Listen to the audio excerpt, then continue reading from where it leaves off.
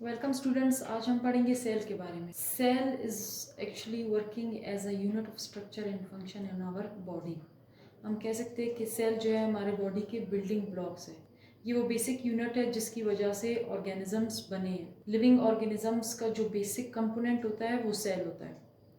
लेकिन फिर एक और क्वेश्चन भी है कि सेल अगर लिविंग ऑर्गेनिज्म का बेसिक यूनिट है या फिर कंपोनेंट है तो कुछ ऐसी चीज़ें भी होती है जो नॉन लिविंग है लेकिन बनी सेल से। फॉर एग्जांपल हम कह सकते हैं कि जितने भी वुडन फर्नीचर वगैरह होते हैं वो बने वुड के, और वुड आपको पता है जो है ट्री से हमें मिलता है और वो भी सेल से बना होता है। लेकिन उस सेल में जो है एक प्रॉपर्टी जो है एब्सेंट है। उस सेल को हम as a unit of structure तो कहेंगे लेकिन सेल को as a unit of function नहीं कहेंगे, क्योंकि वो सेल डेड हो चुका है। उसका स्ट्रक्चर तो रिटेन हो गया लेकिन फंक्शन कोई परफॉर्म नहीं कर रहा, तो वो डेड सेल्स होंगे। Cell as a unit of structure तो हो सकता है लेकिन cell as a unit of function तभी होगा जब ये लिविंग ऑर्गेनिजम्स में अपना फंक्शन परफॉर्म करेगा। अब जो है हम सेल्स की जो है कुछ कंपोनेंट्स देख लेते हैं।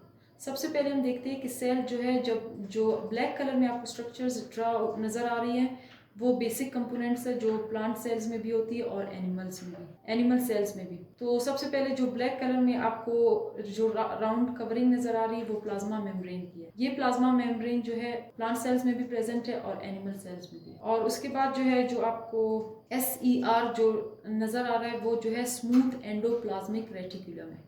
ये जो है एक एंडोप्लाज्मिक, इट मीन्स साइटोप्लाज्म के, सेल के साइटोप्लाज्म के अंदर जो एक नेटवर्क होता है उसे हम रेटिकुलम कहते हैं, एंडोप्लाज्मिक रेटिकुलम। ये स्मूथ, इसकी सरफेस स्मूथ होती है इसीलिए इसे स्मूथ एंडोप्लाज्मिक रेटिकुलम कहते हैं। और सेल का वो एरिया जो कंप्राइज करे, जो बना है किस चीज से, प्लाज्मा मेम्ब्रेन से। और प्लाज्मा मेम्ब्रेन के अंदर जितना भी एरिया आपको नजर आ रहा है वो साइटोप्लाज्म है। तो सेल का और साइटोप्लाज्म के बिल्कुल सेंटर में आप देख सकते हैं जो स्ट्रक्चर है नीचे, उसे न्यूक्लियस कहते हैं। जो लेबल है एज अ न्यूक्लियस जो सेंटर में प्रेजेंट है, जिसके अंदर एक थ्रेड लाइक आपको स्ट्रक्चर नजर आ रहा है और उस थ्रेड लाइक स्ट्रक्चर को क्रोमेटिन कहते हैं।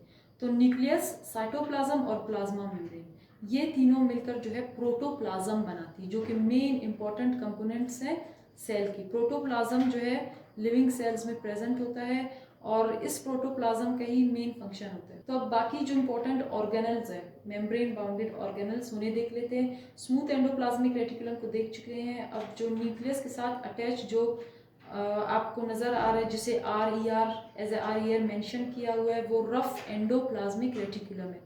ये बिल्कुल स्मूथ एंडोप्लाज्मिक रेटिकुलम की तरह है लेकिन इसका जो सरफेस है वो रफ है, क्योंकि इस पर अटैच है छोटे जो आपको राउंडेड से स्ट्रक्चर्स नजर आ रही है, बीड्स नजर आ रही है, वो राइबोसोम्स है। ये राइबोसोम्स रफ एंडोप्लाज्मिक रेटिकुलम के साथ अगर अटैच हो तो हम उसे रफ एंडोप्लाज्मिक रेटिकुलम कहते हैं, और इन राइबोसोम्स को अटैच्ड राइबोसोम्स कहते हैं। और अगर यही राइबोसोम्स साइटोप्लाज्म में प्रेजेंट हो तो हम इन्हें फ्री राइबोसोम्स कहते हैं। आप नीचे देख सकते हैं जो राउंडेड सी छोटी छोटी ग्रेन्यूल्स टाइप है वो फ्री राइबोसोम्स है जो कि साइटोप्लाज्म में प्रेजेंट है। देन उसके बाद देख लेते हैं एक और ऑर्गेनल जिसे हम गोल्जी बॉडीज कहते हैं।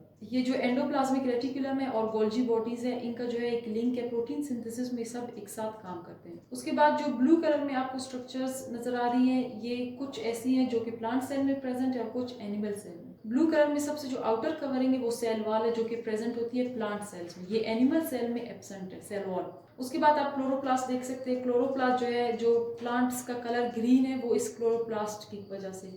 ये वो ऑर्गेनल है जिसमें पिगमेंट्स होती है जैसे कि क्लोरोफिल और मल्टीपल अदर जो पिगमेंट्स होती है जो प्लांट्स को कलर प्रोवाइड करती है। तो ये क्लोरोप्लास्ट जो है एनिमल सेल में एब्सेंट है, ये सिर्फ प्लांट सेल में आपको मिलेगा। उसके बाद जो न्यूक्लियस के बिल्कुल करीब जो है आपको राइट एंगल पर, एक दूसरे के राइट एंगल पर जो स्ट्रक्चर्स नजर आ रही हैं जो उनको जो है सेंट्रियोल कहते हैं।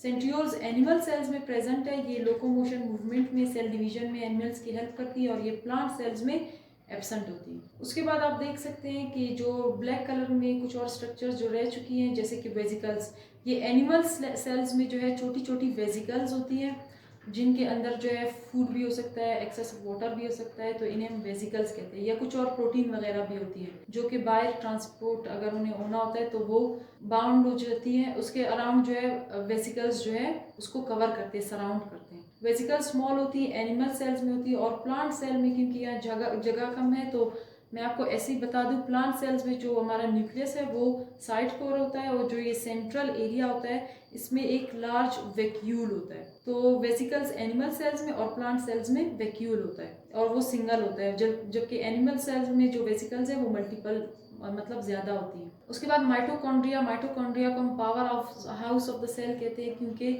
ये वो ऑर्गेनेल है जो कि एनर्जी प्रोड्यूस करता है।